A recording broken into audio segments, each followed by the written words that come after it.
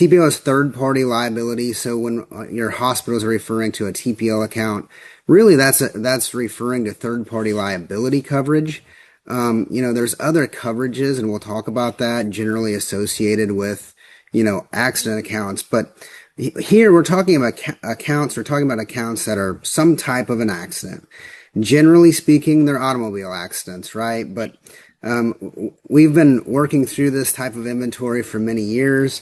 We've seen all kinds of different types of accidents that are collectible in a program like this. I mean, many years ago, we had accident accounts that involved cars hitting a cow. We've had slip and falls. We've had, horse and dog bites, those types of things. Really, we're talking about anything that involves the fault of another in some type of an accident. That's what a third-party liability account is.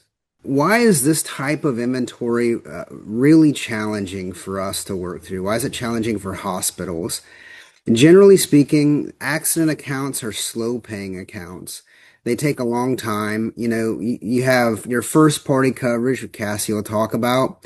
That's relatively quick paying, but then you have your third-party liability coverage, and a lot of times that takes, a lot of discovery process, a long discovery process. And they're just kind of a slow, paying inventory, which increases your AR, right? It ages your AR. It increases your AR. They're extremely labor intensive types of accounts. So, accident accounts, you have to go out and find the insurance information. You have to work with adjusters and attorneys. There's just real specialized knowledge that you have to have in order to kind of discover that. There's specialized technology these days that you're using to go out and discover that type of coverage.